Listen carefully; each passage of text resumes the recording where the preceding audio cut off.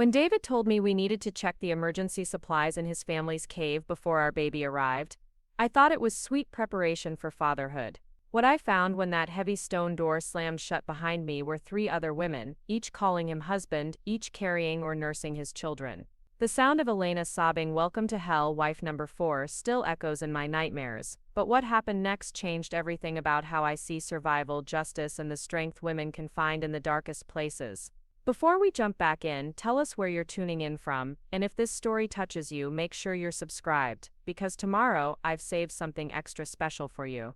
The morning everything changed started like any other Tuesday in Cedar Falls, Colorado. I was arranging fresh produce at Mountain View Grocery when David appeared at the end of aisle 3, that familiar grin spreading across his weathered face as he caught sight of me wrestling with a particularly stubborn display of autumn squash.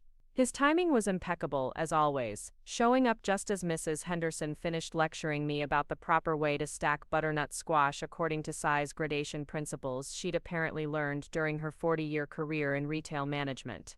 "There's my beautiful wife," David called out, loud enough for half the store to hear, and I felt that familiar flutter of pride mixed with embarrassment that came whenever he made these public declarations of affection. After 18 months of marriage, I still wasn't used to being somebody's wife, especially someone as confident and commanding as David Mitchell. He strode over with that easy confidence that had first attracted me during our hiking group meetups, his flannel shirt stretched across broad shoulders that spoke of genuine outdoor work rather than gym posturing. "Shouldn't you be consulting with wilderness clients today?" I asked, accepting his kiss on my cheek while trying not to topple the precarious squash pyramid I'd finally managed to stabilize. David had explained early in our relationship that his wilderness survival consulting business required frequent travel throughout Colorado and neighboring states, teaching corporate groups and wealthy families how to survive in emergency situations. It explained his irregular schedule and the mysterious phone calls he took outside, always returning with that slightly distracted expression that suggested complex logistical planning. "Finished early in Durango," he replied, his hands finding my waist with possessive familiarity. The Henderson group learned their fire-starting techniques faster than expected, so I thought I'd surprise my gorgeous wife and take her to lunch. His eyes held that particular intensity I'd learned to recognize, the look that usually preceded romantic gestures or important conversations. "Actually, Sarah, I've been thinking about something and I wanted to discuss it with you." We ended up at the Rusty Anchor Diner, sliding into our usual corner booth where David could sit with his back to the wall, another habit he'd explained as professional necessity for someone who spent his time in potentially dangerous wilderness situations. The afternoon crowd was light, mostly retired locals nursing coffee and discussing the approaching winter weather that would soon transform Cedar Falls into a snow-covered postcard version of small-town America. "You know how we've talked about being prepared for anything once the baby comes," David began, cutting into his burger with the methodical precision he applied to most tasks. "I've been thinking about the cave system on my uncle's old property, the one I inherited when we got married. It's fully equipped for emergency situations, but I haven't done a thorough inventory in months. With winter coming and our little one on the way, I think we should make sure everything's properly stocked and organized." The cave system was something David had mentioned periodically throughout our relationship, always in the context of his emergency preparedness philosophy. He'd inherited the property from his uncle Marcus, a survivalist who'd spent decades converting natural limestone caves into what David described as the ultimate emergency shelter. According to David, Uncle Marcus had installed solar power systems, water filtration, food storage, and even basic medical supplies, creating a refuge that could sustain a family for months if necessary. "I know it sounds paranoid to city folks," David had explained during one of our early dating conversations, "but growing up in these mountains teaches you that weather, natural disasters, even economic collapse can happen without warning."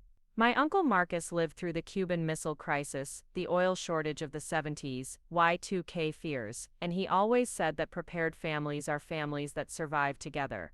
Sitting in the diner, watching David's earnest expression as he outlined his inventory plans, I felt a familiar surge of admiration for his foresight and responsibility. Here was a man thinking beyond romantic dinners and weekend getaways, already planning for our child's safety in ways that demonstrated genuine paternal instinct. It was exactly the kind of long-term thinking that had drawn me to him in the first place, so different from the spontaneous commitment-phobic men I dated in Phoenix before my move to Colorado. That sounds incredibly responsible, I told him, reaching across the table to cover his hand with mine. Honestly, I feel so lucky to have someone who thinks ahead like this. Most guys our age are still figuring out their career paths, and here you are already planning for our family's security decades in advance. David's smile held a warmth that made my chest tighten with affection. I just want to make sure our child grows up knowing their father prepared for every possibility. The cave system isn't just storage, Sarah, it's a complete living environment that could support us indefinitely if we ever needed it. Uncle Marcus designed it with families in mind, multiple sleeping areas, a kitchen setup, even entertainment space for children. It sounds amazing, I said, genuinely impressed by the scope of his uncle's preparation. When do you want to go check everything out? Actually, I was thinking this weekend, David replied, his expression becoming more serious. I know you're still dealing with morning sickness, but the earlier we get this done, the better. Preparing and narrating this story took us a lot of time, so if you are enjoying it, subscribe to our channel. It means a lot to us. Now back to the story. Plus, I want you to be familiar with the layout before the baby comes. If we ever needed to use it, I'd want you to feel completely comfortable navigating the space. The practical wisdom of his suggestion was undeniable. At 12 weeks pregnant, I was past the worst of the nausea, but still experiencing occasional waves of queasiness that made me grateful for David's patient attention during my less glamorous moments. He'd been incredibly supportive throughout the early pregnancy symptoms, bringing me ginger tea when I felt sick, adjusting his travel schedule to be home more often, and reading pregnancy books with the same focused intensity he applied to his wilderness survival manuals. Saturday morning, I suggested, already mentally rearranging my weekend plans. I'm only scheduled to work until noon on Friday, so I'll have time to rest up beforehand. Perfect, David said, his enthusiasm evident in the way his shoulders straightened. I'll pack us a picnic lunch and we can make a whole day of it. The cave entrance is about a 45-minute hike from the main road, but it's beautiful country. You'll love seeing the property, and I think you'll be impressed by what Uncle Marcus accomplished. The rest of the week passed in a blur of pregnancy-related doctor's appointments and work shifts that left me exhausted but excited about our weekend adventure. Dr. Patricia Wells had confirmed that the baby was developing normally, and she'd given enthusiastic approval for moderate hiking as long as I stayed hydrated and listened to my body's signals.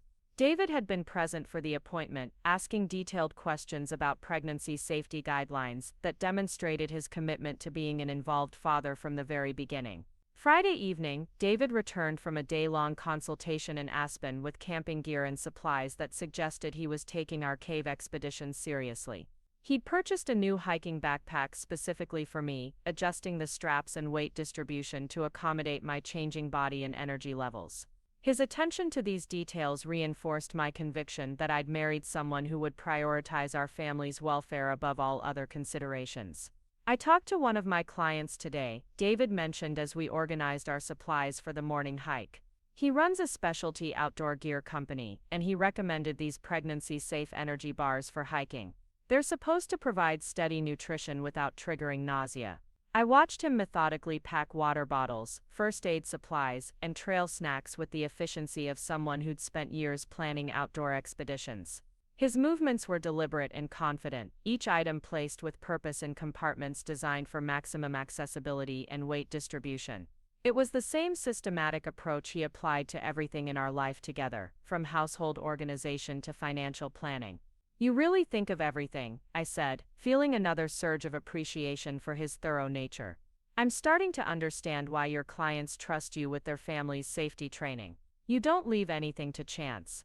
David's expression grew thoughtful as he secured the last of our supplies. When you've seen what can go wrong in wilderness situations, you learn that preparation isn't paranoia, it's survival.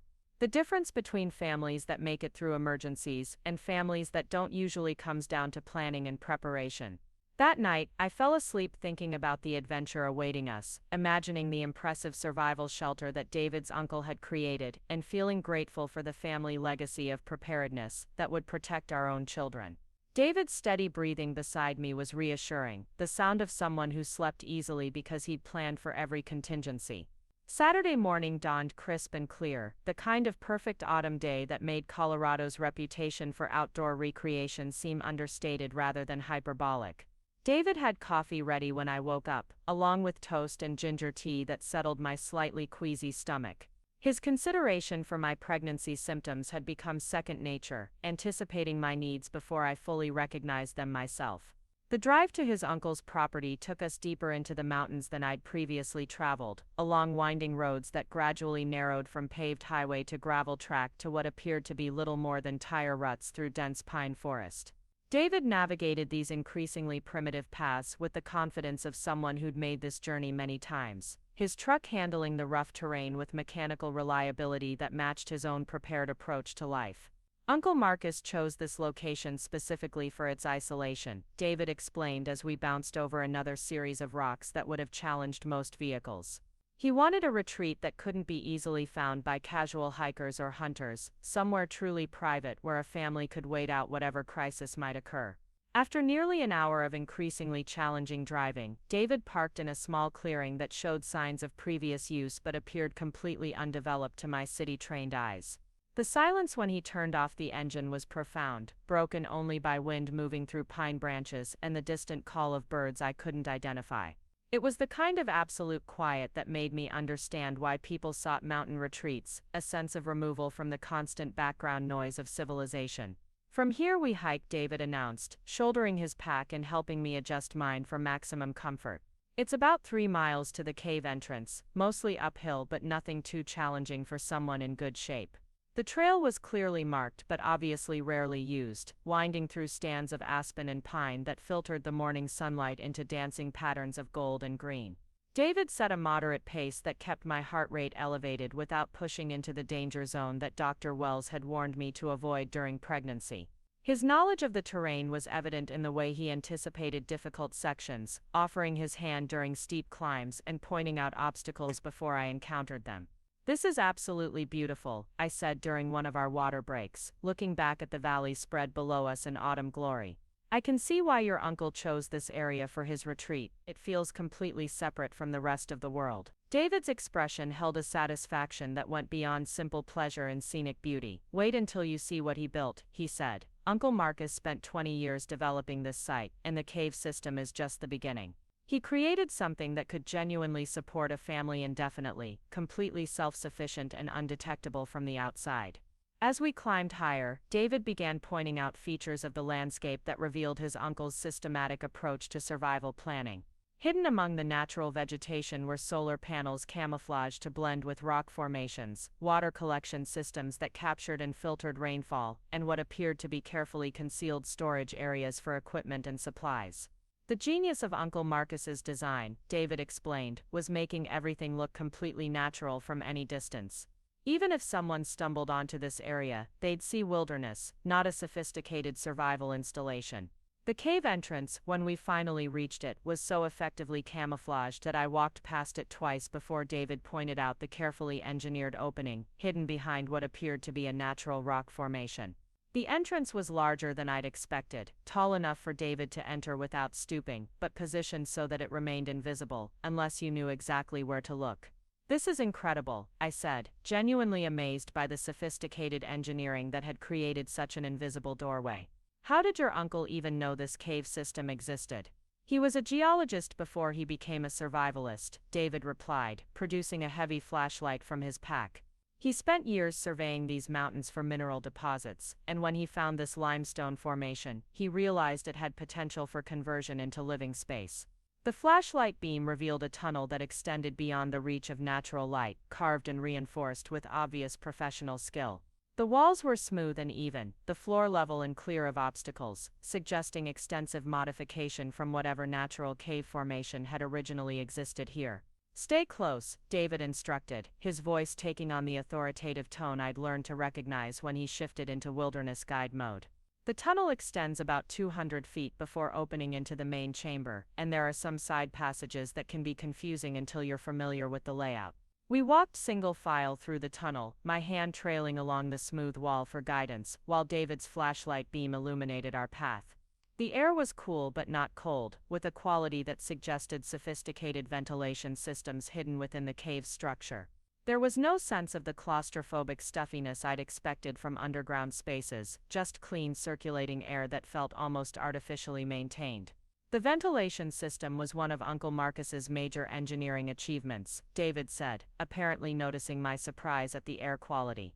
He installed hidden intake and exhaust points throughout the mountain, creating natural airflow that maintains perfect temperature and freshness year-round. The tunnel began to widen as we approached what David had described as the main chamber, and I could see hints of artificial lighting ahead that suggested we were approaching more developed space. My excitement was building as I anticipated seeing the full scope of his uncle's survival installation, imagining the impressive combination of engineering and preparation that awaited us. "Just wait until you see this," David said, his voice filled with obvious pride, as we rounded the final bend in the tunnel. The main chamber that opened before us was far larger and more sophisticated than anything I could have imagined from David's descriptions. The space was easily 40 feet across and 20 feet high, with smooth walls that curved naturally into a domed ceiling fitted with concealed lighting that created the illusion of natural daylight. The floor was level and finished with what appeared to be polished concrete, divided into distinct areas that suggested careful planning for different activities and functions. But it was the living areas that made my breath catch in my throat with confusion and growing alarm. The chamber contained not one but multiple separate living spaces, each furnished with beds, personal belongings, and clear signs of recent occupation. Children's toys were scattered across one area, while another contained what was obviously maternity clothing and baby supplies. "David," I said, my voice coming out smaller than I'd intended, "why are there so many beds? And whose things are these?"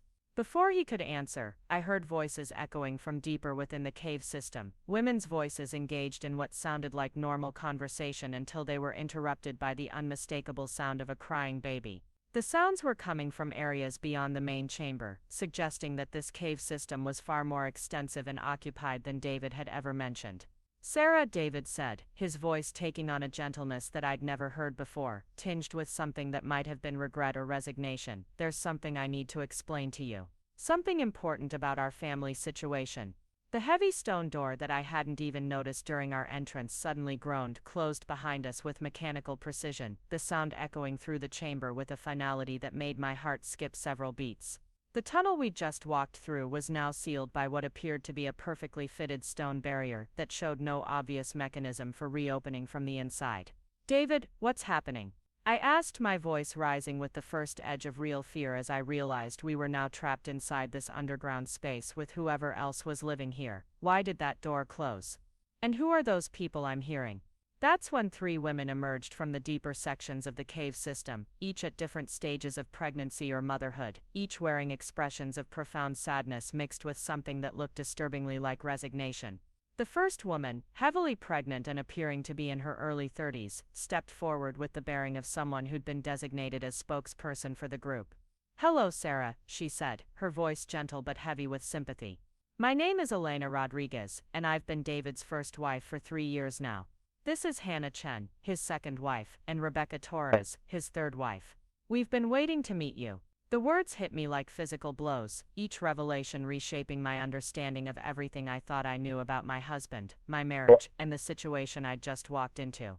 The chamber suddenly felt smaller, the walls pressing closer as I realized that what David had described as a survival retreat was actually some kind of underground prison where he kept multiple wives hidden from the outside world. "That's impossible," I said, my voice barely above a whisper as I looked from one woman to another, searching for some sign that this was an elaborate misunderstanding or practical joke. "David is my husband, we're married, we're having a baby together." Elena's expression, filled with compassion that made everything worse, because it confirmed that she understood exactly what I was experiencing in this moment of complete reality collapse. "We're all married to David, honey," she said softly. "We all have his children or are carrying them. And now you're here with us." Hannah stepped forward, her hand resting protectively on her visibly pregnant belly. "I know it's impossible to understand right now," she said, her accent carrying hints of what might have been California origins. "We all went through the same shock when we realized the truth. David has a very specific way of building his family." Rebecca, who appeared to be the youngest of the 3, and was holding a baby who couldn't have been more than a few weeks old, added quietly, "He finds women who are isolated. Women without strong family connections, and he makes them feel special and chosen until they're pregnant and willing to follow him anywhere." The baby in Rebecca's arms began to fuss, and she automatically began the swaying motion of an experienced mother, her movements practiced despite her obvious youth. The sight of her maternal competence combined with her current situation created a cognitive dissonance that made my head spin with the impossibility of processing what I was seeing. "This can't be real," I said, sinking onto one of the benches that lined the main chamber as my legs suddenly felt unable to support my weight. "David is a wilderness survival consultant. He travels for work. He's not some kind of polygamist cult leader keeping women prisoner in a cave. He is a survival consultant," Elena confirmed, settling beside me with the careful movements of someone in advanced pregnancy. "That part is true, but he uses his work as a cover for finding and recruiting new wives. He meets women through hiking groups, outdoor recreation clubs, wilderness training courses. Places where he can identify women who are alone, adventurous, and looking for meaning in their lives." David, who had remained silent during this entire exchange, finally spoke with the same authoritative tone he'd used throughout our relationship when explaining complex concepts or situations. "Sarah, I know this is overwhelming, but I need you to understand that everything I told you about loving you and wanting to build a family is completely true. This is just a different kind of family than what society typically accepts." "Different?" I repeated, my voice cracking with disbelief and growing anger. "You have 4 wives trapped in an underground cave. This isn't different, it's criminal." "No one is trapped," David said calmly, though his eyes held a hardness I'd never seen before. "This is a chosen lifestyle, a return to traditional family structures that support multiple generations and provide security that modern society can't offer. Each of you chose to be here because you recognize the value of what I'm offering." Hannah let out a bitter laugh that echoed strangely in the underground chamber. "Chosen," she repeated. "Just like I chose to have the entrance sealed while I was inside for a routine visits that's lasted 18 months. And just like I chose to be here when my baby needed medical attention that only exists in the outside world," Rebecca added, her voice sharp with anger that had obviously been building for months. Elena's hand found mine, offering comfort that felt both necessary and surreal given our shared circumstances. "The truth is, Sarah, once you're inside this cave system with David's baby, you don't leave. He's very clear about that. This is your home now, and we're your family." The reality of my situation was settling over me like a physical weight, making it difficult to breathe as I realized that my romantic weekend adventure had been carefully orchestrated as my permanent imprisonment. The man I'd married, the father of my unborn child, had systematically planned and executed my kidnapping while making me feel loved and cherished throughout the entire process. "David," I said, turning to face him with what I hoped was more courage than I actually felt, "you can't seriously expect me to live underground for the rest of my life, raising children who never see sunlight or interact with other people." His expression remained patient, almost paternal, as if he were explaining a complex concept to a child who wasn't quite ready to understand adult realities.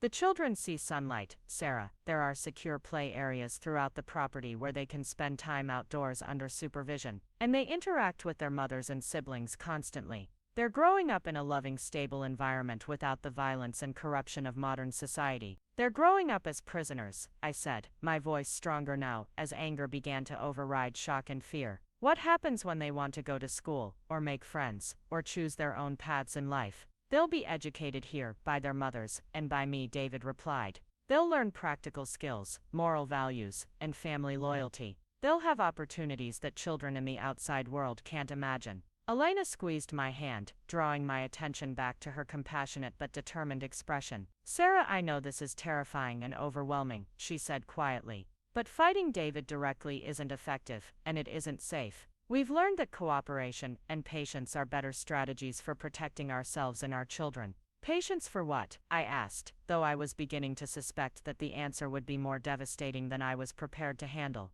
"For the right opportunity," Hannah said, her voice dropping to barely above a whisper. "For the moment when we can all get out together, safely, with our children." The implication that escape was possible, even if difficult and dangerous, provided the first spark of hope I'd felt since the stone door had sealed behind me. If these women had been planning and waiting for an opportunity to leave, then my arrival might represent the additional resources and capabilities that could make their plans viable. Rebecca shifted her baby to her other arm, her expression becoming more intense as she studied my face. The question is whether you're willing to be patient and strategic, or whether you're going to panic and make things harder for all of us. I looked around the chamber at these three women who'd been dealing with this impossible situation for months or years, each of them coping with imprisonment, while caring for children, or carrying babies that tied them even more firmly to David in this underground prison. Their strength and apparent sanity under circumstances that should have driven anyone to complete breakdown was both inspiring and terrifying.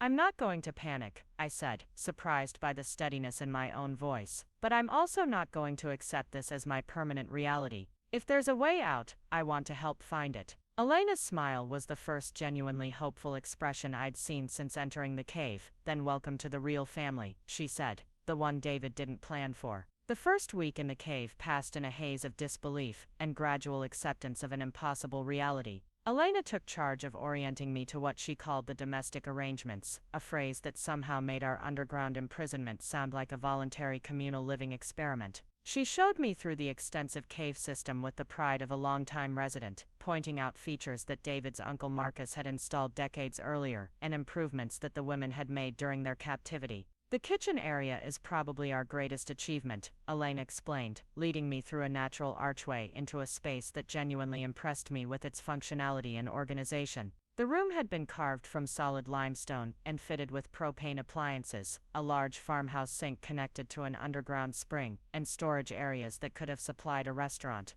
When I first arrived, this was just empty cave space with basic camping equipment. We've spent 3 years turning it into something that actually works for feeding a growing family. The evidence of their collective labor was everywhere, from handmade shelving systems to carefully organized spice racks that spoke of women determined to maintain dignity and purpose despite their circumstances. Hannah had painted cheerful murals on the smooth cave walls, transforming the underground space into something that felt more like an unusual home than a prison. Rebecca had sewn curtains and cushions from fabric that David apparently provided during his supply runs, creating privacy areas and comfortable seating throughout the common spaces. "How do you get supplies?" I asked, running my hand along a beautifully crafted wooden table that looked like it had been built specifically for this space. "Does David just bring whatever you ask for, or do you have to negotiate for basic necessities?" Elena's expression grew more complicated, reflecting what I was beginning to recognize as the delicate balance all the women maintained between cooperation and resistance. "David provides well for our material needs," she said carefully. "He wants us to be comfortable and healthy, especially during pregnancies. But he also controls every aspect of what comes into this cave, from food to clothing to books and entertainment." Hannah appeared in the kitchen doorway, her advanced pregnancy making her movements slow and deliberate. At 7 months, she was experiencing the same back pain and sleep difficulties I remembered from my sister's pregnancies, but she carried herself with a determination that suggested she'd found ways to cope with discomfort while managing larger concerns about her situation. "The supply system is actually pretty sophisticated," Hannah said, settling into one of the comfortable chairs that had been positioned to provide maximum support for pregnant women. "David maintains detailed inventories of everything we need, from prenatal vitamins to children's educational materials. He genuinely wants to provide for us properly, but he decides what constitutes proper," Rebecca added, entering the kitchen with her baby balanced expertly on her hip. "We can request things, but he makes the final decisions about what's appropriate for our lifestyle here. Sometimes that means getting exactly what we asked for, and sometimes it means getting David's improved version of what he thinks we actually need." The baby, whom Rebecca had introduced as Thomas, was a beautiful child with his mother's dark eyes and what appeared to be David's strong jawline. He seemed healthy and well cared for, though I couldn't help noticing that his skin had the pale quality of someone who rarely experienced direct sunlight. The sight of him filled me with conflicting emotions, representing both the innocent victim of his father's crimes and the future that awaited my own unborn child. "Thomas is 8 weeks old," Rebecca said, noticing my attention. "He was born right here in the cave, with Elena and Hannah helping me through labor. David has medical training, so he served as our midwife, but the women did most of the actual support work. The idea of giving birth in this underground environment without access to proper medical facilities terrified me more than any other aspect of my situation. I'd already had one appointment with Dr. Patricia Wells in Cedar Falls, and the thought of delivering my baby without professional medical support, emergency equipment, or the option of hospital intervention if complications arose, made my chest tighten with anxiety. What if something goes wrong during labor? I asked, unable to keep the fear from my voice. What if the baby needs immediate medical attention, or if there are complications that require surgery? Elena's expression became gentle but serious, the look of someone who'd wrestled with the same concerns, and reached an uneasy peace with unavoidable realities. David has more medical training than most people realize, she said. He was a paramedic before he became a survival consultant, and he's delivered babies in emergency situations. The cave system includes a fully equipped medical area with supplies that would be adequate for most birth complications. Most complications, I repeated, focusing on the qualifier that highlighted everything terrifying about our situation. But what about the complications that require hospital intervention? What happens if something goes seriously wrong? Hannah shifted uncomfortably in her chair, her hand moving instinctively to her belly in the protective gesture that had become second nature to all the pregnant women in the cave. That's one of the things we don't talk about, she said quietly. David has made it clear that our children will be born here, and that this family stays together no matter what challenges arise. The implications of her words settled over me like a cold weight, confirming what I'd begun to suspect about the level of control David exercised over every aspect of our lives. We weren't just prisoners in terms of physical location, we were completely dependent on his decisions for our health, safety, and the welfare of our children. The realization was both terrifying and infuriating, representing a level of powerlessness I'd never experienced in my adult life. How do you stand it? I asked, the question emerging before I could consider whether it was appropriate or fair to these women who were coping with the same impossible situation. How do you wake up every day and function normally when you're completely trapped and dependent on someone who's holding you against your will? Rebecca adjusted Thomas against her shoulder, her movements automatic and gentle despite the tension I could see building in her expression. You find ways to make it meaningful, she said. You focus on protecting and nurturing your children. You build relationships with the other women who understand what you're going through. You look for small ways to maintain your sense of self and purpose. And you plan, Elena added, her voice dropping to a whisper that wouldn't carry beyond our small group. You pay attention to patterns and weaknesses. You gather information. You wait for the right opportunity to change your situation. The suggestion that escape was not just a fantasy but an actual possibility that the women were actively working toward provided the first real hope I'd felt since realizing the true nature of my situation. If they'd been planning and preparing during their months or years of captivity, then my arrival might represent additional resources and capabilities that could make their plans viable. What kind of opportunity? I asked, keeping my voice equally quiet. What would it take for all of us to get out safely with the children? Hannah glanced toward the cave entrance, a habit I'd noticed among all the women whenever sensitive topics arose. David had been away from the cave since the previous day, supposedly meeting with clients in Denver, but his absences followed unpredictable patterns that kept everyone cautious about when he might return unexpectedly. The biggest challenge is coordination, Hannah explained. David never leaves us alone for more than 48 hours, and he varies his schedule so we can't predict his movements. Plus, the cave entrance can only be opened from the outside unless you know the emergency override system, which he's never shared with any of us. Emergency override? I asked, focusing on what sounded like a potential weakness in David's security arrangements. You mean there's a way to open the entrance from inside the cave? Elena nodded, but her expression remained cautious. Uncle Marcus installed it as a safety feature in case someone got trapped inside accidentally. But it's hidden somewhere in the cave system, and it requires specific knowledge to operate. We've been searching for it systematically, but this place is enormous, with passages and chambers we haven't fully explored. The cave system was indeed far more extensive than I'd initially realized. During my first week, Elena had shown me sleeping areas, storage rooms, workshop spaces, and recreational areas that suggested Uncle Marcus had planned for a large community rather than a single family. The scale of his preparation was both impressive and deeply unsettling, representing decades of labor invested in creating what amounted to a luxurious underground bunker. How big is this place? I asked, thinking about the implications of a cave system large enough to hide emergency systems that even longtime residents hadn't found. Are we talking about a few rooms or something more like an underground village?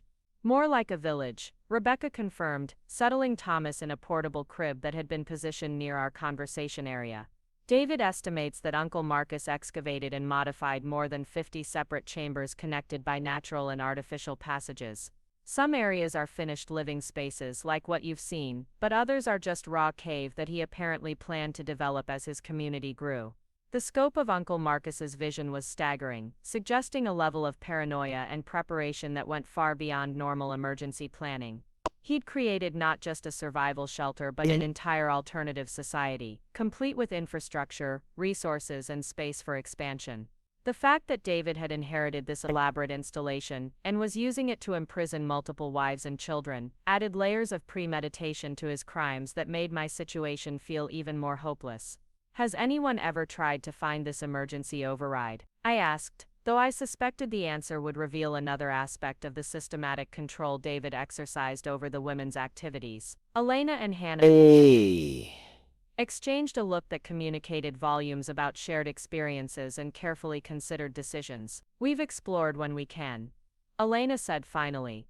"But David monitors our movements pretty carefully, and some areas of the cave system are dangerous without proper equipment and expertise. Plus, we have to balance exploration with childcare responsibilities and the domestic work that keeps this place functioning." The mention of domestic work reminded me of another aspect of our situation that I'd been trying to avoid confronting directly. During my first week, I'd observed the women maintaining elaborate schedules of cooking, cleaning, childcare, and educational activities that seemed to consume most of their waking hours. The level of organization required to keep an underground household functioning smoothly was impressive, but it also represented unpaid labor that enabled David's lifestyle while keeping the women too busy for sustained resistance planning. "What does David expect from me in terms of daily responsibilities?" I asked, dreading the answer but needing to understand the full scope of my new reality. "I mean, obviously I want to contribute to the household, but I also want to understand what kind of schedule and expectations I'm dealing with." Hannah smiled with what looked like genuine warmth despite the circumstances. "Honestly, Sarah, you're going to love some aspects of the domestic arrangements here. We've created systems that are way more efficient and satisfying than the isolated nuclear family model that most people struggle with in the outside world. Shared childcare means that mothers actually get breaks in adult conversation," Rebecca added, her voice carrying enthusiasm that seemed authentic rather than forced. "Communal meal preparation means better food with less individual stress. Educational activities benefit from multiple adults with different knowledge and skills." Elena nodded agreement, but I could see reservations in her expression that suggested the positive aspects came with significant costs. "The community benefits are real," she said. "But so is the fact that we're providing domestic labor and reproductive services for David's benefit while being completely dependent on his decisions about our lives and our children's futures." The stark reminder of our actual situation cut through the momentary appeal of communal living arrangements, forcing me to confront the reality that any positive aspects of our life in the cave existed within a framework of imprisonment and coercion. David had created a system that provided genuine benefits to the women and children while ensuring their complete dependence on his control and provision. "So we worked together to make the best of an impossible situation," I said, trying to find a framework for understanding how to maintain sanity and purpose while planning for eventual escape. "We support each other and our children while looking for opportunities to change our circumstances." "Exactly," Elena confirmed, her voice carrying the authority of someone who'd wrestled with these questions far longer than I had. "We make this place as good as it can be for everyone living here, especially the children, while never losing sight of the fact that we deserve freedom and self-determination." The conversation was interrupted by the sound of the cave entrance mechanism activating, the grinding of stone against stone that announced David's return from his Denver consulting trip. All three women immediately shifted into what I was beginning to recognize as their public mode, expressions becoming more neutral and conversations turning to safer topics about meal planning and children's activities. "He's back early," Hannah murmured, glancing at a clock that showed it was barely noon. "He said he'd be gone until evening." "Maybe his meetings finished ahead of schedule," Rebecca suggested, but there was tension in her voice that suggested unpredictable schedule changes made everyone nervous about what David might have observed or suspected during his absence. Elena stood and smoothed her clothing with the automatic gesture of someone preparing for inspection. "Remember what we talked about, Sarah," she said quietly. "Patience and cooperation keep everyone safer while we work on longer-term solutions." Part 3. Establishing patterns and discovering vulnerabilities. David's return brought a shift in the cave's atmosphere that was immediately noticeable but difficult to define precisely. The women didn't exactly become fearful or submissive, but there was a subtle change in their movements and conversations that suggested heightened awareness of being observed and evaluated. He greeted each of us with the same affectionate attention he'd always shown me during our marriage, but I now recognized it as performance designed to maintain the illusion that our relationships were voluntary and loving. "How are my beautiful wives settling in together?" David asked, his arm sliding around my waist with possessive familiarity as he surveyed the domestic scene we presented. "Sarah, I hope Elena and the others have been helping you understand how our family operates here." "Everyone's been incredibly welcoming," I replied, working to keep my voice steady and natural despite the rage building in my chest every time he used possessive language about women he was holding prisoner. "The cave system is amazing. Your uncle really created something remarkable." David's smile held genuine pride as he began pointing out features of the main chamber that he'd obviously shown to each new wife upon their arrival. "Uncle Marcus spent 30 years developing this place," he said. "He understood that traditional family structures provide security and stability that modern society has abandoned.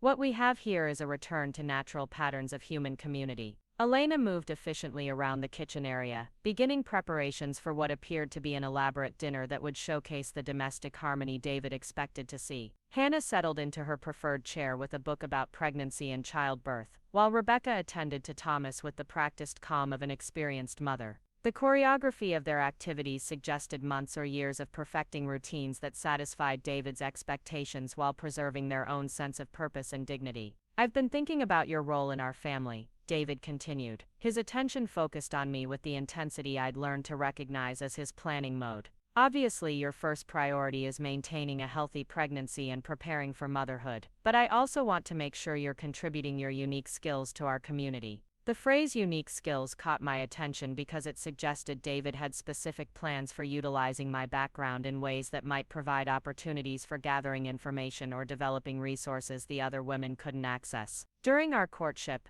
I'd mentioned my college degree in communications and my experience with social media marketing for small businesses, skills that seemed irrelevant to underground survival but might have applications I hadn't considered. "What kind of contributions were you thinking about?" I asked, genuinely curious about how my pre-cave life might fit into David's vision of domestic organization. "Your communications background could be valuable for homeschooling the children as they get older," David explained. "Elena has been handling most of their early education, but as we add more children to the family, we'll need mothers with different areas of expertise to provide comprehensive learning opportunities." The casual mention of adding more children sent a chill through me as I realized David's plans extended far beyond the 4 wives currently imprisoned in the cave. He was thinking in terms of expanding his collection indefinitely, which meant that escape wasn't just about freeing the current victims but preventing future kidnappings and imprisonments. Elena looked up from her dinner preparations, and I caught a flash of something that might have been warning in her expression before she returned her attention to chopping vegetables with focused concentration. The look lasted only a moment, but it suggested that David's expansion plans were a source of ongoing concern among the women. "How many children are you planning for?"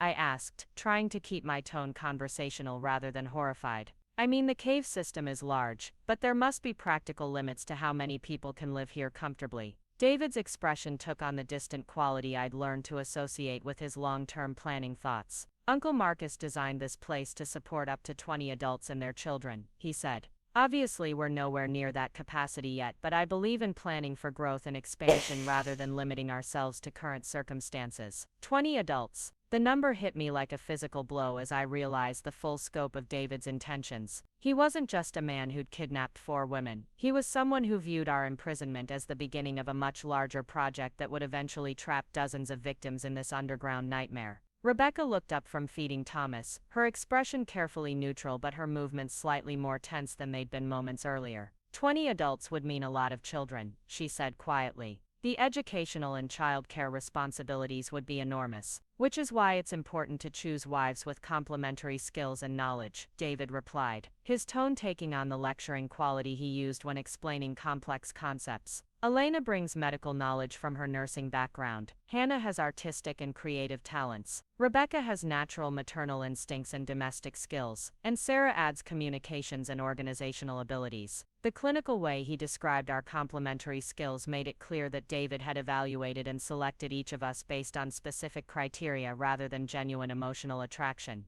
We weren't wives in any meaningful sense. We were carefully chosen breeding stock and domestic labor, selected to provide maximum utility for his underground community project. What about the fathers? I asked, the question emerging before I could consider its implications. I mean, if you're planning for 20 adults, are you expecting other men to join the community? Or are you planning to be the father of all the children? David's expression became more serious, and I realized I'd stumbled into territory that revealed important information about his long-term plans and the vulnerabilities they might create. Traditional polygamous families have always centered around a single patriarch, he said. That structure provides clarity in terms of authority, inheritance, and family loyalty. Other models create conflicts and complications that undermine community stability. Elena's chopping became more emphatic, and I noticed Hannah's grip tighten on her book. The idea that David planned to father children with 20 different women while maintaining absolute control over all of them seemed to create new levels of horror even for women who'd already been living with the reality of his crimes. But practically speaking, I pressed, sensing that I'd found a topic that made David think defensively rather than confidently. 20 women having babies continuously would mean constant pregnancies, births, and infant care. When would anyone have time for the other responsibilities that keep a community functioning? For the first time since I'd known him, David looked slightly uncertain about his planning assumptions. The community would naturally develop efficiencies and specializations as it grows, he said, but his voice lacked the absolute conviction he usually brought to discussions of his survival strategies. Some women would focus primarily on reproduction and child care, while others would specialize in education, food production, medical care, and other essential functions. Rebecca made a soft sound that might have been suppressed laughter or disgust. So some of us would be designated breeders, while others got to maintain their identities and skills, she said, her voice carefully controlled, but carrying an edge that suggested months of accumulated anger. Every role in a traditional community is valuable and necessary, David replied, but I could see that Rebecca's comment had touched on something he hadn't fully worked through in his planning. Modern society has created artificial hierarchies that devalue domestic and reproductive roles, but natural communities recognize that all contributions are essential.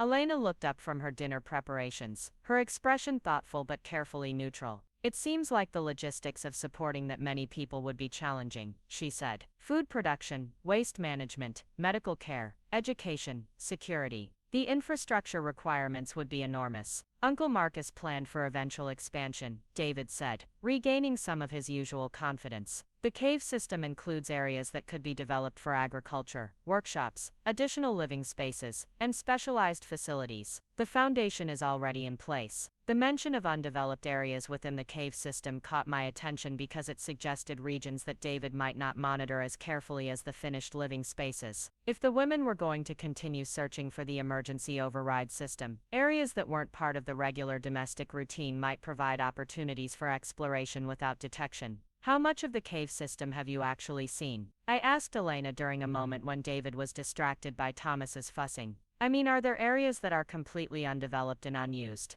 Elena's quick glance toward David suggested that exploration of unused areas was a sensitive topic, but she nodded slightly. There are chambers and passages that we've never had reason to visit, she said quietly. Some areas are dangerous without proper equipment, and others are just empty space that Uncle Marcus apparently planned to develop later. The conversation was interrupted by Thomas's increasingly loud crying, which brought David's immediate attention and concern. He moved toward Rebecca with the confident competence of someone who'd obviously spent considerable time caring for infants, taking the baby and beginning the automatic bouncing and shushing motions that sometimes soothed upset children. He's been fussy since this morning, Rebecca explained, accepting David's help with what appeared to be genuine relief. I think he might be having growth spurts or digestive issues. Sometimes he settles better with different people holding him. David's attention to Thomas was gentle and attentive, creating another layer of cognitive dissonance in my understanding of his character. He was clearly a loving and competent father, genuinely concerned about his children's welfare and happiness, which made his willingness to imprison their mothers even more disturbing and incomprehensible. Has he been eating normally? David asked, checking Thomas's diaper with practiced efficiency. Sometimes feeding problems can cause digestive upset that leads to extended fussiness. His appetite has been good, Rebecca replied.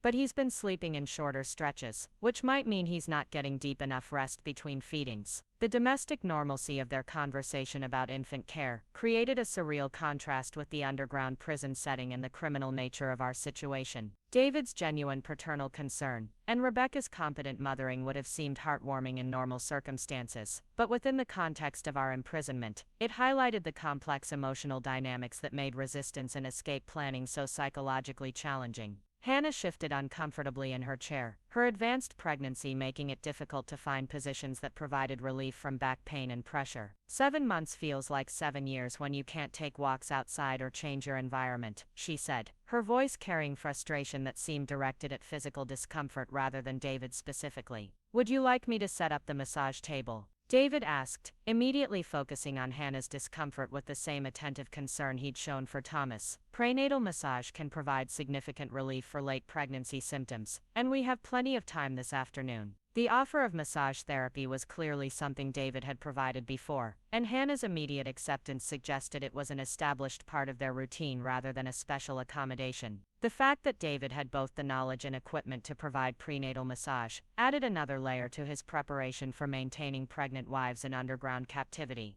That would be wonderful, Hannah said, her relief evident. The pressure on my lower back has been getting worse this week, and I haven't been sleeping well because I can't find comfortable positions. Elena paused in her dinner preparations, and I noticed her watching David's interactions with Hannah and Thomas with an expression I couldn't quite read. There was something that might have been calculation in her attention to his movements and responses, as if she were gathering information for purposes beyond immediate childcare concerns. Sarah, would you like to learn some basic prenatal massage techniques? David asked, including me in the domestic activity with the same natural authority he brought to all family interactions. It's useful knowledge for supporting each other during pregnancies, and it will help you understand what to expect as your own pregnancy progresses. The offer to learn massage techniques felt like another test of my willingness to cooperate with David's vision of harmonious family life. But it also represented an opportunity to observe his interactions with the other women more closely and possibly gather information that might be useful for escape planning. I'd love to learn, I said, working to project enthusiasm for domestic skills rather than strategic interest in David's vulnerabilities. Hannah, would you be comfortable with me practicing techniques while David teaches them? Hannah's smile suggested genuine appreciation for additional support during her physical discomfort. Please, she said, having multiple people who understand pregnancy massage would be incredibly helpful, especially as we add more pregnant women to the family. The casual mention of adding more pregnant women created another moment of reality displacement, as I was reminded that David's kidnapping and imprisonment of women was an ongoing project rather than a completed crime. Somewhere in the outside world, he was presumably identifying and grooming his next victims while maintaining the fiction of his survival consulting business. David spent the next hour teaching me massage techniques while working on Hannah's back and legs, explaining the physiological basis for prenatal discomfort and the most effective approaches for providing relief. His knowledge was comprehensive and his techniques skilled, suggesting formal training rather than casual study. The combination of his medical expertise and his systematic approach to meeting the women's physical needs created another piece of evidence that his crimes were carefully planned rather than impulsive. Where did you learn these techniques? I asked, genuinely curious about the scope of his preparation for holding pregnant women prisoner. Did your paramedic training include massage therapy? I took additional courses in women's health and alternative medicine after I started planning for our family. David replied, his phrasing making it clear that he'd been preparing for years. Before kidnapping his first wife, I wanted to be able to provide comprehensive care during pregnancies and births without depending on outside medical intervention. Elena looked up from her cooking with an expression that might have been admiration or revulsion. David has studied everything from nutrition to pediatric medicine, she said. He's genuinely committed to providing excellent care for all of us. The comment could have been interpreted as praise for David's thoroughness, but I caught an undertone that suggested Elena found his comprehensive preparation as disturbing as I did. A man who spent years studying how to imprison and control pregnant women wasn't demonstrating loving concern, he was revealing the systematic nature of his criminal planning. As the afternoon progressed, I began to notice patterns in how the women interacted with David and with each other. Their conversations with him were generally positive and cooperative, focusing on domestic concerns and child-related topics while avoiding any hint of dissatisfaction or resistance. But their interactions with each other included subtle communications that suggested ongoing coordination and mutual support beyond what David observed or understood. When David stepped away to check on something in another part of the cave, Elena immediately moved closer to where Hannah was resting after her massage. "How are you feeling about the timing?" she asked quietly, her question clearly referring to something more significant than physical comfort. "Getting close," Hannah replied, her voice equally quiet. "But we need to be sure about the new variables before making any decisions." Rebecca joined their quiet conference, leaving Thomas sleeping peacefully in his crib. "The additional resources could be helpful," she said, "but only if the commitment is genuine rather than just initial shock and anger." I realized they were discussing me and my potential role in whatever escape planning they'd been developing during their months of captivity. The fact that they were evaluating my reliability and usefulness suggested that their planning was more advanced and specific than I'd initially understood. "I'm committed," I said quietly, meeting each of their eyes in turn.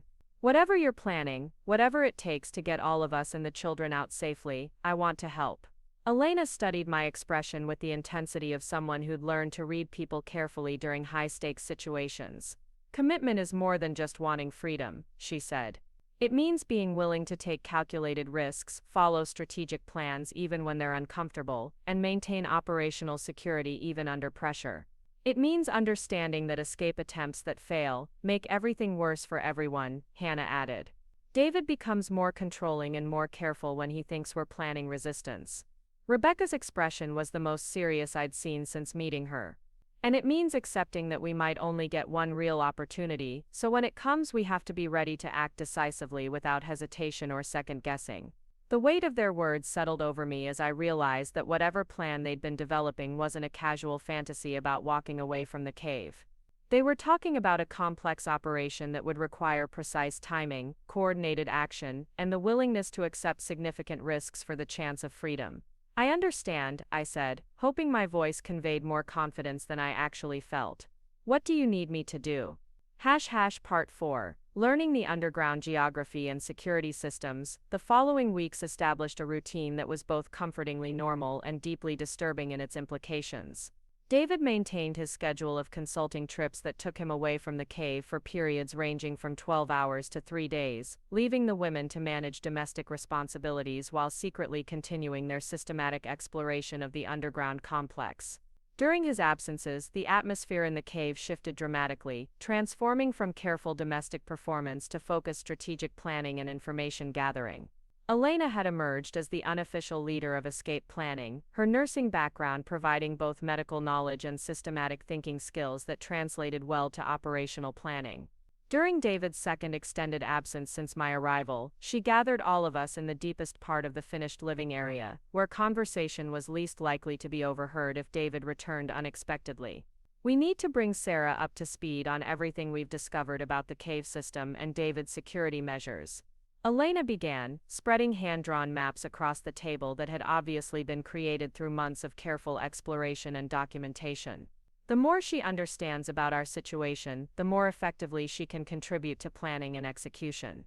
The maps were remarkably detailed, showing not just the finished living areas I'd become familiar with, but also extensive networks of natural caves, modified passages, and chambers in various stages of development.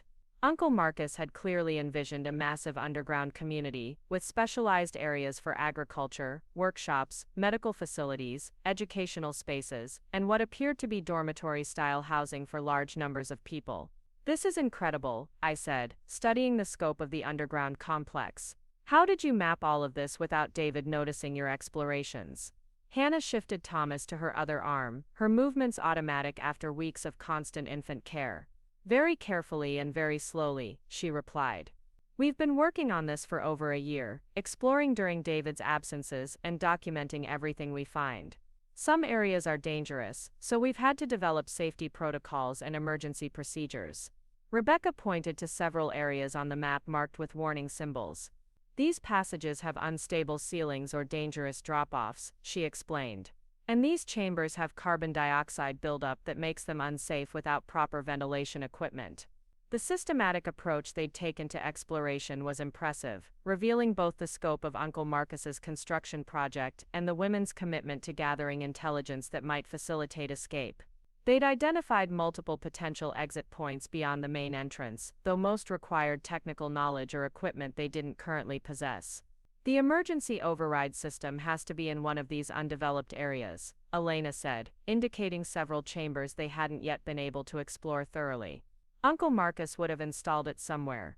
David doesn't routinely visit, but accessible enough to be useful in genuine emergency situations. What kind of emergency situations was Uncle Marcus planning for? I asked, trying to understand the mindset that had created such an elaborate underground refuge. I mean, what threats was he trying to protect against that would require this level of isolation and security? Elena's expression grew thoughtful as she considered the psychological profile they'd constructed of David's deceased uncle through months of living in his creation. Based on what we've found in his personal papers, Uncle Marcus was preparing for complete societal collapse, she said. Economic depression, nuclear war, pandemic disease, climate change disasters. He wanted to create a community that could survive independently for decades without any contact with the outside world. The scope of Uncle Marcus's paranoia was staggering, but it also suggested vulnerabilities in his security systems that someone planning for external threats might not have considered. If he'd been focused on keeping dangerous outsiders from entering the cave, he might not have invested equal effort in preventing inhabitants from leaving. Did he leave any documentation about the emergency systems? I asked, hoping that Uncle Marcus's systematic approach to survival planning had included detailed operational manuals, instructions, diagrams, anything that might help us locate and operate the override mechanism. Rebecca's expression became more animated as she reached for a folder of papers they'd obviously studied extensively. We found his planning documents and construction notes, she said. Most of it is technical information about ventilation, power systems, and water management, but there are references to safety protocols and emergency procedures. The documents were extensive and highly technical, written in the precise handwriting of someone who understood that his survival systems would need to be maintained and operated by others after his death. Uncle Marcus had documented everything from routine maintenance schedules to troubleshooting procedures for complex mechanical systems. Here's the section about emergency exits, Hannah said, pointing to a passage that had obviously been read and discussed many times. He refers to fail-safe protocols designed to prevent accidental entrapment of community members, but he doesn't specify locations or operating procedures. The language suggested that Uncle Marcus had indeed installed systems to prevent exactly the kind of imprisonment David was using the cave for, but he'd been careful not to document details that could compromise security if the information fell into the wrong hands. The challenge was finding and activating systems that had been deliberately concealed from casual discovery. What about power and communication systems? I asked, thinking about the practical requirements for operating an underground community. Does David have ways to monitor our activities, or communicate with the outside world that we might be able to access? Elena's expression grew more serious as she explained the technological aspects of their imprisonment. David has upgraded Uncle Marcus's original systems with modern security and communication equipment, she said. There are cameras in some areas, motion sensors in the passages leading to unexplored sections, and encrypted communication systems he uses for his consulting business. The mention of surveillance systems sent a chill through me as I realized that David might have been monitoring our conversations and activities more closely than we'd assumed. If he had access to recordings of our escape planning discussions, our situation could become dramatically more dangerous without warning. Where are the cameras located? I asked, trying to keep panic from my voice. Are we being recorded right now? Rebecca shook her head, pointing to areas on the map marked with different symbols. We've identified most of the surveillance equipment through careful observation, she said. David focuses his monitoring on the entrances, exits, and passages leading to undeveloped areas. The main living spaces have minimal surveillance, probably because he wants to maintain the illusion that we have privacy and autonomy. The strategic placement of surveillance equipment revealed important information about David's priorities and concerns. He was primarily worried about escape attempts and unauthorized exploration rather than monitoring routine domestic activities, which suggested opportunities for planning and preparation that wouldn't trigger his security systems. The communication equipment is in his private office area, Elena added, indicating a section of the cave that was clearly marked as off-limits on their hand-drawn maps. He has satellite internet, encrypted phones, and what looks like radio equipment for emergency communication. But access is restricted by biometric locks that only respond to his fingerprints. The sophisticated security measures surrounding David's communication systems highlighted both his technological competence and his determination to maintain complete control over contact with the outside world. Even if we managed to reach his office area, the biometric locks would prevent us from calling for help or alerting authorities to our situation. Has anyone tried to find ways around the biometric systems? I asked, though I suspected the answer would reveal another layer of David's careful planning. Maybe backup access methods or override codes. Hannah's expression grew frustrated as she explained their previous attempts to breach David's security measures. We've searched his office during his absences, but everything important is locked behind systems that require his physical presence to access. He's obviously learned from other people's security mistakes and designed systems that can't be easily bypassed. The thorough nature of David's security precautions was both impressive and terrifying, demonstrating that our imprisonment wasn't the result of impulsive criminal behavior, but rather the culmination of years of careful planning and preparation. He'd anticipated potential resistance and escape attempts, building countermeasures into every system that might provide us with opportunities to seek help or freedom. Rebecca shifted Thomas to her shoulder, automatically beginning the gentle patting motion that sometimes helped him settle when he became restless. The worst part is that his security measures are designed to look like reasonable precautions rather than imprisonment systems, she said. If anyone ever investigated, they'd see someone protecting valuable equipment and sensitive business information, not someone holding women against their will. The observation highlighted another aspect of David's systematic approach to crime. He'd created plausible explanations for every element of his control systems, maintaining the fiction that his actions were legitimate business practices rather than criminal imprisonment. Even the cave's isolation could be explained as necessary security for his survival consulting business and protection for his family's privacy. Elena returned her attention to the maps, pointing out areas where their exploration had revealed potential weaknesses in David's security arrangements. The good news is that Uncle Marcus's original design included systems that David either doesn't know about or hasn't had time to modify, she said. We've found passages and chambers that don't appear on David's updated maps, suggesting that he hasn't fully explored the entire complex. The possibility that David didn't have complete knowledge of the cave system provided the first genuinely encouraging information I'd heard since my imprisonment began. If there were areas and systems he wasn't monitoring or controlling, they might provide opportunities for escape planning that he couldn't anticipate or prevent. What kind of systems are we talking about? I asked, studying the areas Elena had indicated on their hand-drawn maps. Are these just empty caves, or did Uncle Marcus install equipment and infrastructure in areas David hasn't discovered? Hannah's eyes brightened with excitement as she described their most promising discoveries. We found what looks like an alternative power system in one of the deepest chambers, she said. Independent generators and battery storage that could operate cave systems even if David shut down the main power supply. Rebecca nodded enthusiastically, clearly energized by discussing their investigative successes, and there's a workshop area with tools and equipment that Uncle Marcus apparently used for construction and maintenance.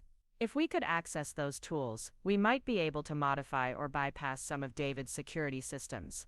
The existence of independent power systems and construction tools represented resources that could dramatically improve our chances of successful escape. If we could operate cave systems independently of David's control, we might be able to override entrance mechanisms, disable surveillance equipment, or create alternative exit routes. How difficult would it be to reach these areas? I asked, thinking about the practical challenges of moving through dangerous cave passages while caring for children and managing pregnancy-related physical limitations. Elena's expression became more serious as she outlined the risks involved in accessing the most promising areas of the cave system. Some passages require technical climbing skills and safety equipment we don't have, she said. Others involve long distances through unstable areas where injury could be catastrophic given our isolation from medical help. The physical dangers of exploration added another layer of complexity to escape planning, especially with Hannah's advanced pregnancy and the need to care for Thomas during any operational activities. We couldn't afford injuries or accidents that would compromise our ability to execute escape plans when opportunities arose. What about timing? I asked, thinking about the narrow windows of opportunity created by David's unpredictable travel schedule. How long would it take to reach these areas, gather necessary information or equipment, and return without triggering his security systems? Rebecca's expression grew thoughtful as she considered the logistical requirements for successful reconnaissance missions. The alternative power system is about 4 hours round trip through difficult terrain, she said. The workshop area is closer, maybe 2 hours, but it's in a section where David has installed motion sensors. The time requirements for exploration meant that successful missions would depend on David's longer absences, which occurred unpredictably and couldn't be counted on for strategic planning. We needed approaches that could be implemented during shorter windows of opportunity, or that could be interrupted and resumed without detection. Elena seemed to read my thoughts as she explained their adaptive approach to intelligence gathering. We've learned to work in stages, she said, gathering information during short absences, preparing equipment and supplies during medium absences, and executing more complex operations only when we're confident about having sufficient time. The systematic methodology they developed for escape planning was impressive, demonstrating both the seriousness of their commitment and the sophistication of their strategic thinking. They weren't fantasizing about walking away from imprisonment, they were developing realistic operational plans based on careful intelligence gathering and risk assessment. What stage are you currently in? I asked, wanting to understand how my arrival might affect their timeline and planning assumptions. Hannah's expression grew more intense as she outlined their current operational status. We've completed most of the reconnaissance and information gathering, she said. We understand the cave layout, David's security systems, and the resources available in unexplored areas. What we've been waiting for is the right combination of opportunity and capability to execute an actual escape attempt. My pregnancy complicates the timing, Rebecca added, glancing down at Thomas sleeping peacefully in her arms. Traveling through dangerous cave passages with an infant requires additional planning and safety measures. But waiting until he's older means other pregnancies will be advancing, creating different but equally challenging logistics. The complex interplay of pregnancy timelines, childcare responsibilities, and security considerations highlighted the diabolical effectiveness of David's imprisonment strategy. By keeping all his wives pregnant or caring for infants, he created practical obstacles to escape that didn't require locks or surveillance to maintain. Elena's expression grew determined as she addressed the challenge of coordinating escape attempts across different family situations. That's why we've been planning for group escape rather than individual attempts, she said. We leave together with all the children, or we don't leave at all. No one gets left behind to face David's retaliation. The commitment to collective escape was both admirable and strategically sound, eliminating the possibility that David could use remaining family members as leverage against escapees, or that anyone would be left to endure increased control and punishment after others achieved freedom. What would trigger the decision to execute escape plans? I asked, thinking about the criteria that would determine when potential opportunity justified the risks of action. What combination of circumstances would make you decide the time was right? Rebecca's expression grew thoughtful as she considered the decision-making framework they'd developed through months of planning discussions. Ideally, we'd want David to be away for at least 72 hours, with reliable information about his location and activities, she said. That would give us time to reach the alternative power systems, modify cave security, and travel to safety before he realized what was happening. Hannah nodded agreement, but added additional considerations that revealed the complexity of their planning requirements. We'd also want favorable weather conditions for traveling through mountain terrain with children, she said. And we'd need confidence that our information about exit routes and emergency systems was accurate and current. Elena's expression became more serious as she outlined the most challenging aspect of escape planning. The biggest uncertainty is what happens after we get out of the cave, she said. David has spent years building legitimate business relationships and community connections. If we surface with stories about underground imprisonment, we need evidence that will be believed and acted upon quickly. The observation highlighted a terrifying aspect of David's crimes that extended beyond physical imprisonment.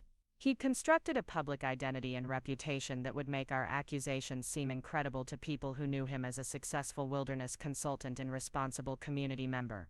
What kind of evidence would be convincing? I asked, thinking about the challenge of proving crimes that had been committed in complete isolation with no witnesses beyond the victims themselves. Rebecca's expression grew frustrated as she explained their previous attempts to gather documentation that would support their eventual testimony. We've tried to photograph areas of the cave that show clear evidence of imprisonment, she said. security systems, locked doors, surveillance equipment. But David controls all the cameras and communication devices, so we can't transmit evidence or create backup copies. The limitation on documentation meant that our eventual testimony would depend primarily on consistency between multiple witnesses and physical evidence that could be gathered only after successful escape. We needed to ensure that our stories were coordinated and supported by detailed knowledge of the cave system and David's operations.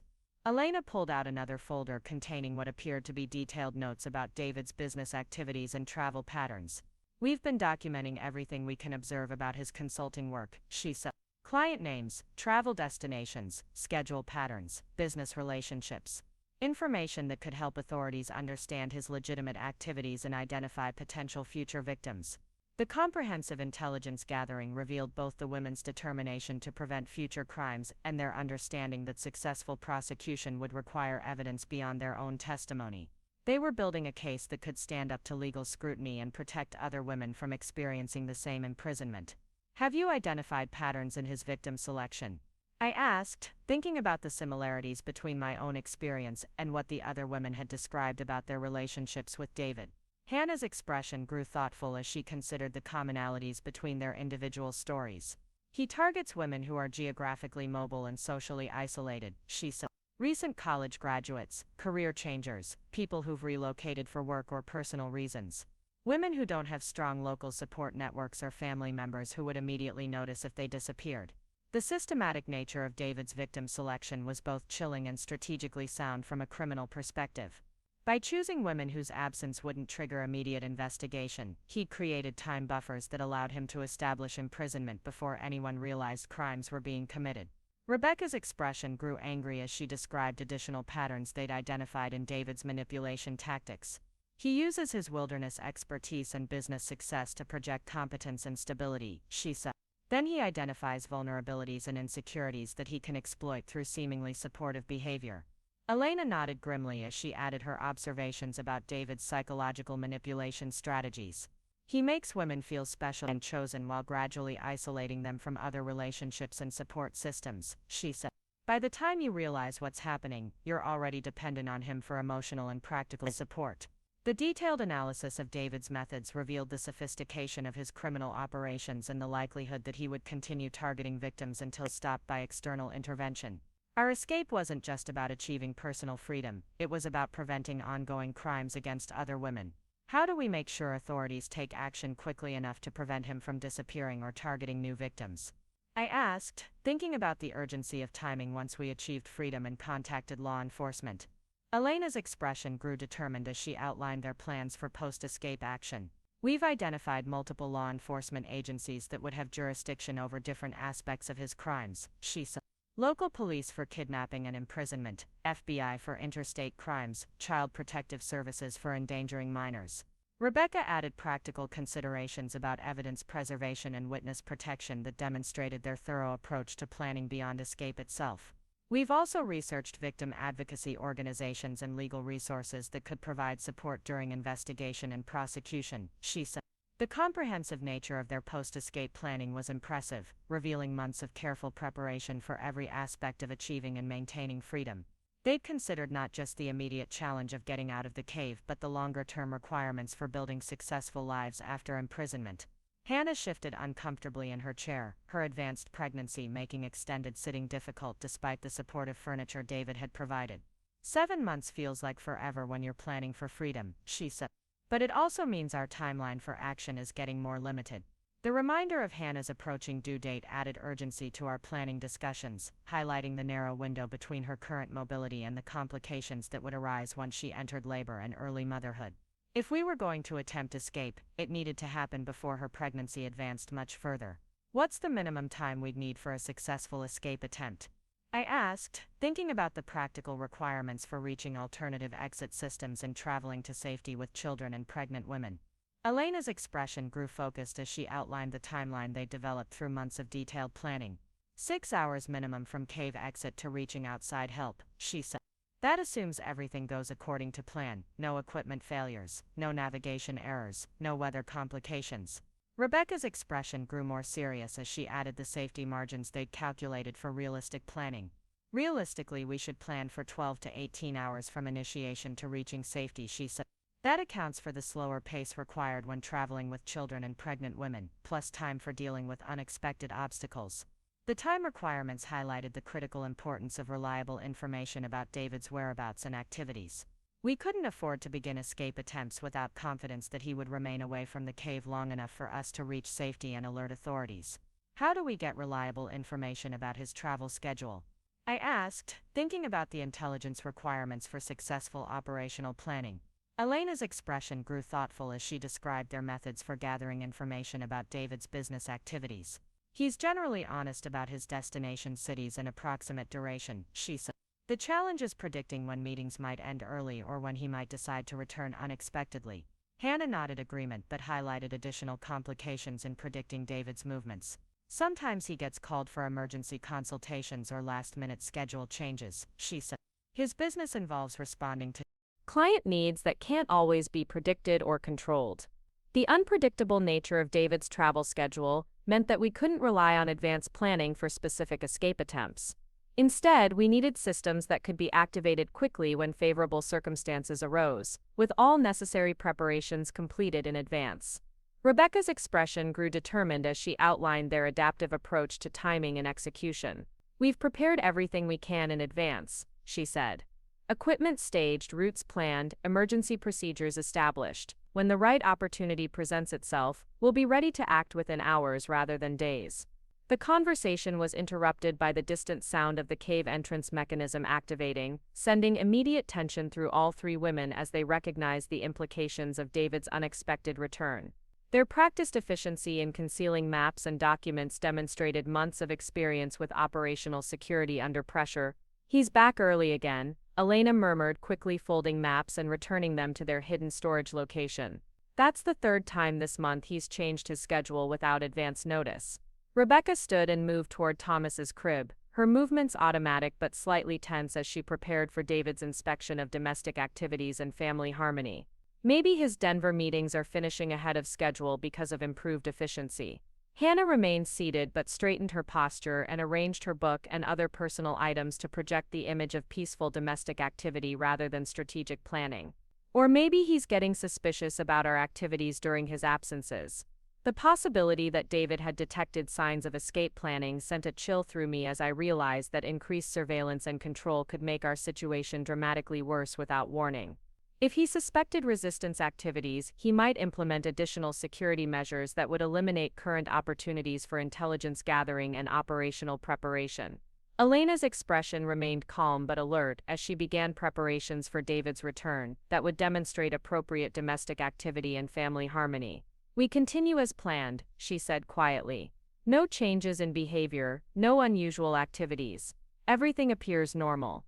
The sound of David's footsteps approaching through the main tunnel prompted immediate shifts in everyone's demeanor and activity, transforming the focused strategic discussion into the appearance of casual domestic conversation. The speed and completeness of their transformation revealed both the psychological pressure of constant performance and their commitment to protecting operational security under any circumstances. "Hello, my beautiful family," David's voice called out as he entered the main chamber, his tone carrying the same warm affection he'd always shown but that now felt like another layer of manipulation and control. "I hope everyone's been taking good care of each other while I was away." Part 5. Deepening deception and testing boundaries. David's increasingly unpredictable schedule over the following weeks created an atmosphere of constant tension that made escape planning more difficult while also revealing new information about his business operations and security concerns. His explanations for early returns and schedule changes remained plausible on the surface, but the frequency of disruptions suggested that something in his external life was creating pressure or uncertainty that affected his ability to maintain normal consulting patterns. The corporate training market has become incredibly competitive this year, David explained during dinner after another unexpectedly early return from what should have been a 3-day consultation in Salt Lake City. Companies are demanding more intensive programs with shorter timelines, which means more efficient delivery but less predictable scheduling. Elena nodded sympathetically while serving the elaborate meal she'd prepared to demonstrate domestic harmony and competence. "That must be stressful for you," she said. constantly adapting to client demands while trying to maintain quality standards and safety protocols. David's expression showed genuine appreciation for Elena's understanding, but I noticed tension around his eyes that suggested the scheduling pressures were more significant than he was admitting. His success as a wilderness consultant depended on reputation and referrals, which meant that disappointing clients or failing to meet expectations could have serious consequences for the income that supported our underground imprisonment. I'm actually considering expanding the business to include additional consultants, David said, his tone becoming more thoughtful as he outlined potential changes to his professional structure. Training other instructors to handle routine programs would give me more flexibility to focus on specialized clients and family responsibilities. Rebecca looked up from feeding Thomas, her expression carefully neutral but alert. Would additional consultants mean more travel for you or less? She asked. I mean, would you be training them, or would they be handling travel while you stayed closer to home? The question was strategically important because changes in David's travel patterns could significantly affect opportunities for escape planning and execution. If he began spending more time at the cave, our windows for exploration and preparation would become much more limited. David's smile suggested he was pleased by Rebecca's interest in his business development, interpreting her strategic question as wifely concern for family time rather than intelligence gathering for escape purposes. Initially more travel for training and oversight, he said, but eventually much more time at home focusing on what's really important. Hannah shifted uncomfortably in her chair, her 8-month pregnancy making extended sitting increasingly difficult despite the supportive furniture and regular position changes. More time at home sounds wonderful, she said, though I caught an undertone that suggested she found the prospect of increased supervision concerning rather than appealing. The conversation was interrupted by Thomas's fussing, which immediately drew David's attention and concern. He moved toward Rebecca with the confident competence I'd observed before, taking the baby and beginning the automatic soothing motions that sometimes help settle infant irritability. He's been more fussy lately, Rebecca explained, accepting David's help with what appeared to be genuine relief. Growth spurts or digestive issues maybe. Sometimes he settles better with different people holding him. David's attention to Thomas was gentle and skilled, demonstrating both genuine paternal affection and extensive experience with infant care. His ability to soothe upset children while maintaining control over their mothers created another layer of psychological complexity that made resistance and escape planning emotionally challenging for women who genuinely wanted their children to receive loving attention from their father. Has Dr. Patterson been keeping up with his developmental checkups? David asked, referring to medical consultations he apparently conducted using remote communication systems I hadn't yet observed directly. Rebecca's expression grew slightly tense at the mention of medical care, though she tried to maintain the appearance of satisfied acceptance. His growth and development seem normal, she said carefully. But it would be nice to have in-person examinations and access to specialized pediatric care if any concerns arise. David's expression remained patient and understanding, but I noticed a slight stiffening in his posture that suggested Rebecca's comment about outside medical care had triggered defensive responses. Dr. Patterson has been providing pediatric consultation for survival communities for over 20 years, he said. His remote assessment capabilities are actually more comprehensive than what most children receive in traditional medical settings. Elena looked up from clearing dinner dishes, her expression neutral but watchful. Remote medical care is certainly convenient, she said. But sometimes direct physical examination can identify issues that aren't apparent through video consultation. The careful way Elena phrased her observations suggested she was testing David's reactions to implied criticism of his medical arrangements while avoiding direct confrontation that might trigger increased control or defensive measures. Her nursing background gave her comments additional credibility that David couldn't easily dismiss. Physical examination will be available when necessary. David replied, his tone carrying authority that discouraged further discussion. But routine preventive care can be handled effectively through established remote protocols. Hannah's expression grew thoughtful as she considered the implications of David's medical arrangements for her approaching labor and delivery. What about prenatal care as I get closer to my due date? She asked. Will Dr. Patterson be able to provide adequate support for labor and delivery through remote consultation? David's smile returned as he shifted into explanatory mode, clearly more comfortable discussing his preparations and capabilities than defending them against implied criticism. I have extensive training in emergency childbirth and newborn care, he said. Plus, the cave medical facility includes equipment and supplies that exceed what's available in most rural hospitals. The mention of the cave medical facility reminded me that I hadn't yet seen the full scope of David's preparations for managing medical emergencies and routine healthcare needs. If he'd invested in sophisticated medical equipment and training, it would represent both a resource for genuine emergency care and evidence of the systematic planning behind our imprisonment. Could you show me the medical facility? I asked, genuinely curious about the extent of his preparations while also hoping to gather intelligence about cave areas I hadn't yet explored. I'd like to understand what kind of care will be available when my pregnancy advances. David's expression brightened with obvious pride as he prepared to demonstrate another aspect of his comprehensive survival planning. Absolutely, he said. Uncle Marcus designed the medical area with everything necessary for managing serious injuries, illnesses, and childbirth complications. You'll be impressed by the capabilities we have available. Elena's quick glance in my direction suggested she understood the intelligence-gathering potential of touring medical facilities while also recognizing risks associated with appearing too interested in cave areas beyond normal domestic spaces. Her slight nod indicated support for the exploration while warning about maintaining appropriate caution. The medical facility was located in a section of the cave I hadn't previously visited, reached through passages that branched off from the main living areas into spaces that felt more clinical and purpose-built. The rooms were larger than typical cave chambers, with smooth walls and sophisticated lighting that created an environment that genuinely resembled professional medical facilities. Uncle Marcus was a medic in Vietnam before becoming a geologist. David explained as he showed me through examination rooms equipped with modern diagnostic equipment, surgical instruments, and pharmaceutical supplies. He understood that isolated communities need comprehensive medical capabilities to handle everything from routine care to emergency surgery. The scope of medical equipment was genuinely impressive, including what appeared to be X-ray machines, cardiac monitors, respiratory support systems, and surgical facilities that could handle significant medical procedures. If the equipment was functional and David's training was adequate, the medical facility could indeed provide care that exceeded what was available in many rural areas. This is incredible, I said, genuinely amazed by the sophistication of the medical installation. How do you maintain all this equipment? And how do you get supplies like medications and sterile instruments? David's expression showed satisfaction at my obvious impression while also revealing information about his external supply networks and maintenance capabilities.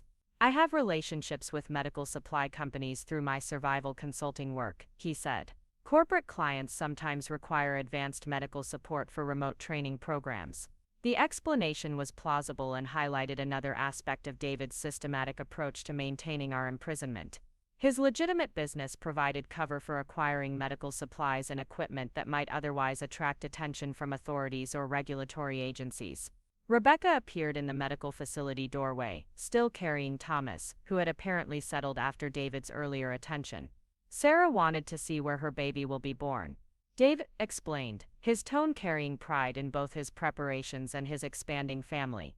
It's impressive, Rebecca confirmed, though I caught subtle tension in her expression that suggested complicated feelings about receiving medical care in an underground facility controlled by our captor. David has certainly prepared thoroughly for managing medical needs. The tour continued through additional medical areas including recovery rooms, pharmaceutical storage, and what appeared to be a small laboratory equipped for basic diagnostic testing. Uncle Marcus had clearly envisioned medical capabilities that could support a substantial community through serious health challenges without external support. What about emergency situations that require specialized care? I asked, thinking about complications that might arise during childbirth or other medical crises. Are there protocols for accessing outside medical facilities if necessary? David's expression grew more serious as he considered scenarios that challenged his self-sufficiency planning. Emergency evacuation procedures exist, he said carefully, but they would only be implemented in genuinely life-threatening situations where local treatment capabilities were clearly inadequate. Elena's expression grew more alert at David's mention of emergency evacuation procedures, and I realized this was information the women hadn't previously obtained through their intelligence-gathering efforts. The existence of protocols for leaving the cave in medical emergencies suggested communication and transportation capabilities that might be relevant to escape planning. What kind of evacuation procedures? Elena asked, her nursing background giving her question professional credibility rather than suspicious curiosity. As a medical professional, I'd want to understand emergency protocols in case I needed to assist with implementation. David's hesitation suggested he was carefully considering how much information to share about systems that could potentially be exploited for purposes beyond genuine medical emergencies. There are communication protocols for contacting emergency medical services and transportation arrangements for reaching appropriate facilities, he said finally. The vague description suggested that David had indeed prepared methods for accessing outside help in extreme circumstances, but he was reluctant to provide details that might compromise security or reveal vulnerabilities in his control systems. The existence of such protocols represented both hope for emergency medical care and possible opportunities for escape if we could find ways to trigger or exploit them. Hannah appeared in the medical area, moving slowly due to her advanced pregnancy but clearly interested in understanding medical arrangements for her approaching labor. "This facility really is impressive," she said, examining equipment and supplies with the careful attention of someone who would soon depend on their functionality. "Everything has been tested and maintained according to professional standards," David assured her. Dr. Patterson has inspected the facilities remotely and confirmed that capabilities exceed requirements for normal childbirth and most potential complications. The mention of remote inspection highlighted David's systematic approach to maintaining professional medical standards while avoiding external oversight that might reveal the true nature of his operations. By working with medical professionals who provided consultation without direct access to the cave facility, he maintained plausible legitimacy while preventing exposure. Rebecca's expression grew thoughtful as she considered practical aspects of receiving medical care in an underground environment. "What about documentation?" she asked. "Birth certificates, medical records, vaccination schedules. How do the children's medical needs get managed as they grow?" David's smile suggested he was pleased by questions that allowed him to demonstrate the comprehensiveness of his planning. "All documentation is handled through established legal channels," he said. "The children have proper birth certificates, social security numbers, and medical records maintained by Dr. Patterson." The casual mention of legal documentation for children born in captivity created new layers of horror, as I realized that David had not only imprisoned us, but also established bureaucratic systems that legitimized our children's existence within his underground community. The children weren't just victims of imprisonment, they were citizens of David's alternative society. Elena's expression grew more serious as she considered the implications of official documentation for children who had never lived in the outside world. "What happens when they're old enough for social interactions outside the cave?" she asked. "School enrollment, friendships, activities that require integration with mainstream society." David's expression became more defensive as Elena's questions challenged fundamental assumptions about his long-term planning for the children's development and future opportunities. "Traditional education and socialization systems expose children to violence, corruption, and values that undermine family loyalty and community stability," he said. "Our children will receive superior education and moral development within our family structure." The rigid ideology underlying David's justifications for isolating children from normal social development revealed both his genuine beliefs about society and the impossibility of reasoning with someone whose criminal behavior was supported by systematic delusions about protecting his family from imaginary threats. Hannah's expression grew troubled as she considered the educational and social limitations David was imposing on children who had never chosen his alternative lifestyle. "But what if the children want different opportunities when they're older?" she asked. "What if they want to attend college, pursue careers, form relationships outside the family community?" David's expression hardened with the first signs of genuine anger I'd seen since his return from Denver. "Children who are raised with proper values and strong family connections don't want to abandon their community for the hollow promises of individualistic society," he said. "Our children will understand the value of what we've built here." The conversation was interrupted by Thomas's renewed fussing, which immediately shifted everyone's attention to infant care and away from challenging discussions about children's future autonomy. David's anger disappeared as quickly as it had emerged, replaced by gentle attention to his son's needs. "He might be getting hungry again," Rebecca suggested, accepting Thomas from David and beginning to prepare for feeding. Growth spurts can increase feeding frequency and make babies more irritable between meals. David's expression returned to its normal combination of pride and affection as he watched Rebecca's competent mothering. "You're becoming an excellent mother," he said. Thomas is lucky to have someone so attentive and caring. The shift from ideological rigidity to gentle family interaction highlighted the psychological complexity of David's character and the challenge of predicting his responses to different types of resistance or challenge. He could transition rapidly between loving father and controlling captor depending on circumstances and perceived threats to his authority. Elena moved efficiently around the medical facility, examining equipment and supplies with professional interest while also gathering intelligence about resources that might be useful for escape planning or emergency medical care. Her nursing background allowed her to assess capabilities and limitations that wouldn't be apparent to someone without medical training. The pharmaceutical supplies are quite comprehensive, she observed, examining locked cabinets containing medications for various conditions and emergency situations. Are there protocols for managing medication access and inventory control? David's expression showed appreciation for Elena's professional interest while also revealing information about security measures surrounding medical supplies. Access is controlled through the same systems used for other restricted materials, he said. Professional protocols prevent misuse while ensuring availability for legitimate medical needs. The mention of controlled access systems reminded me that David's security measures extended beyond surveillance and communication equipment to include restrictions on potentially useful materials, like medications, tools, and supplies that might facilitate escape attempts or resistance activities. What about medical training for the women? I asked, thinking about the practical requirements for managing healthcare in an isolated community. If something happened to you, would we be able to provide adequate medical care for each other and the children? David's expression grew thoughtful as he considered scenarios that challenged his assumptions about maintaining sole control over critical community functions. Basic medical training is certainly valuable, he said carefully. Elena's nursing background already provides significant capabilities, and additional training for other family members would improve our overall medical preparedness. Elena's quick glance in my direction suggested she recognized the strategic potential of gaining access to medical training and supplies that could improve our capabilities for managing health challenges during potential escape attempts. Medical knowledge and equipment represented resources that could significantly improve our chances of safely traveling with children and pregnant women. I'd be interested in learning basic emergency medical skills, I said, building on David's apparent openness to expanding medical capabilities within his underground community. My communications background includes some training in crisis management that might translate well to medical emergency situations. David's smile suggested genuine enthusiasm for developing additional medical capabilities that would reduce dependence on outside consultation and improve community self-sufficiency. That's excellent thinking, he said.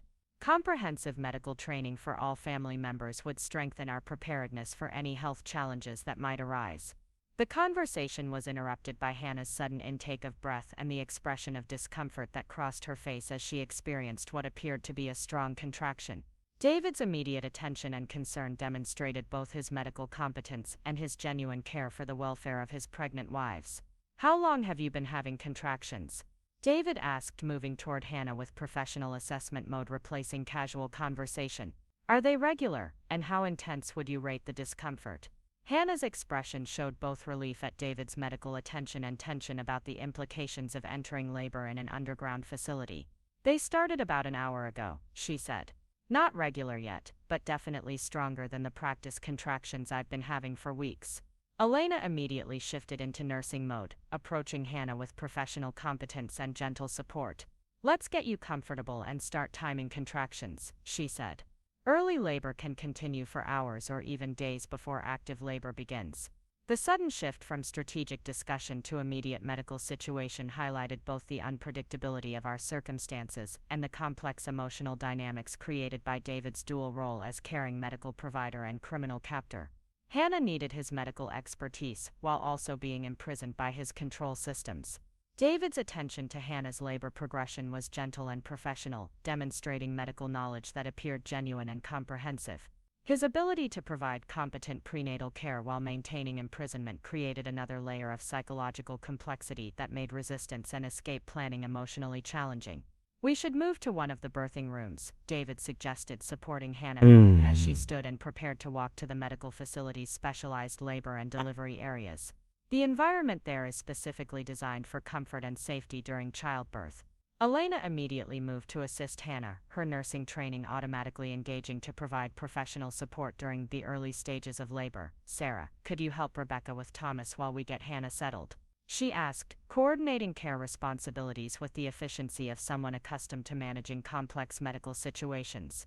The coordination of child care and medical support during Hannah's labor represented both an immediate priority and a potential complication for escape planning, depending on timing and duration of the birthing process. Labor could last hours or days, during which time Hannah would be completely dependent on medical care and unable to participate in any resistance activities. As we helped Hannah settle into the birthing room, I realized that the arrival of another baby would add both new vulnerabilities and new motivations to our escape planning. Another child meant another innocent victim of David's crimes, but also another person who would require protection and care during any attempt to reach freedom. The complex emotions surrounding Hannah's labor in an underground prison controlled by the father of her child created new layers of psychological challenge that would test everyone's commitment to escape while forcing immediate focus on medical care and infant safety.